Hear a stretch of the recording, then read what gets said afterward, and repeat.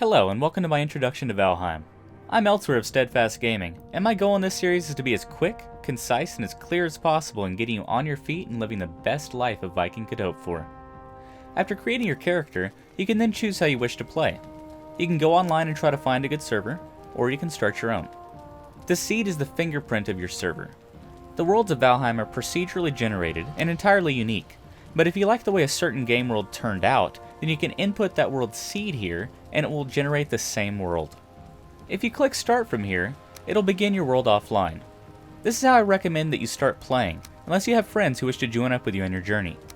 If that's the case, simply enable the start server option, or even pop it up on the community, although I would definitely suggest that you enter a password so that random griefers can't join up and ruin your fun.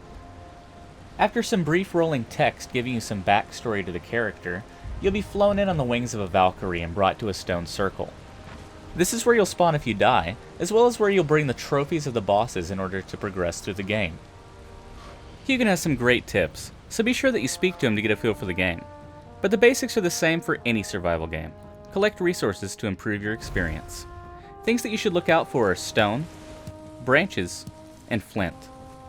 Flint can be found in the shallow water of the meadows, and you'll need quite a bit of it soon, so go ahead and stock up.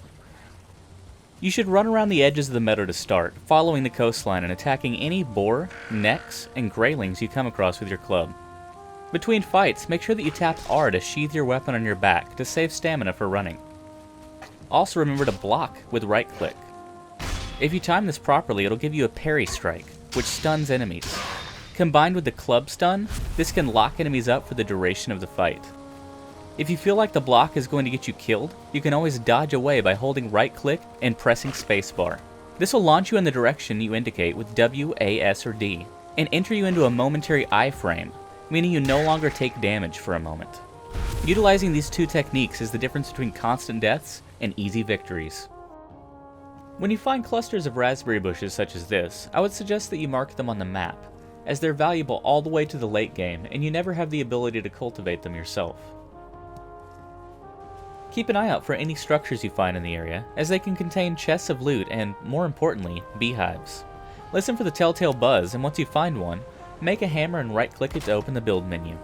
Place a crafting bench nearby, and then middle mouse click the structure pieces.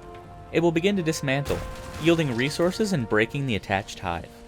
This will net you a queen bee, one of the most important items to get early on, as you'll need honey for healing and resistance meads later, and a whole lot of them. As night begins to fall, you might find the meadows a bit less friendly. I would use this time to chop down some trees if you need to stock up on more wood, although watch your head. Trees can cascade in unexpected ways, and if you're not eating, the 25 base hit points goes very quickly. Build yourself a basic structure, just big enough for a workbench, bed, campfire, and a few chests. Be sure to invert the ceiling over the fire to make a makeshift chimney, otherwise you'll take smoke inhalation damage. You can now sleep to save your spawn point and also to skip the nighttime. I would also recommend that you make a small shelf above your chest so that you can place another one directly above it. You can destroy this platform afterwards and the chest will remain. This is an excellent way to save room, especially early on. Using your hammer, you can now build some cooking stations over the campfire and begin to cook the meat and necktails that you've collected. You can fit up to 4 of these stations over a fire to cook quickly.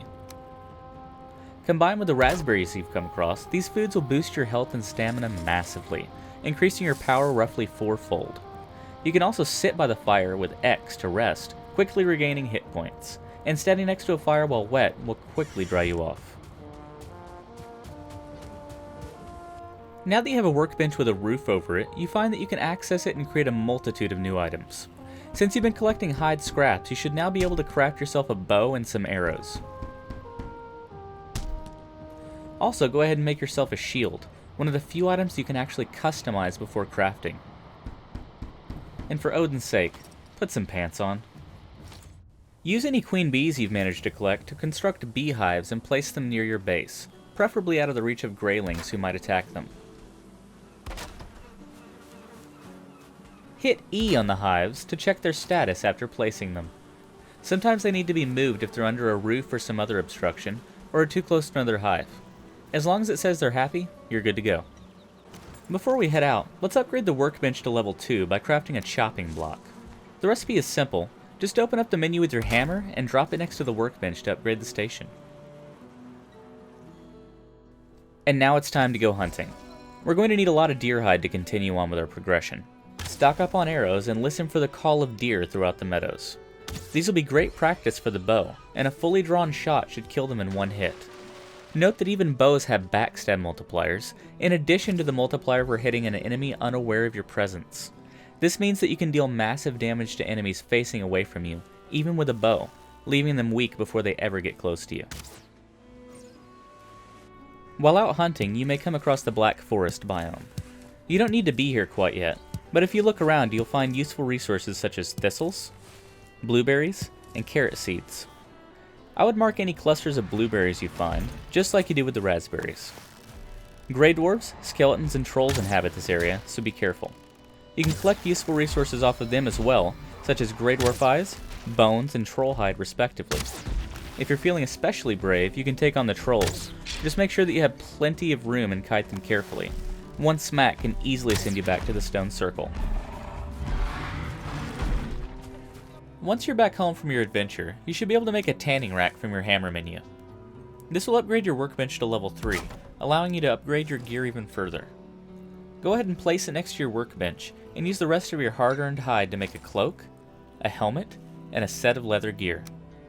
If you like, you can further improve this gear from the Upgrade tab, adding to its armor value for a cost.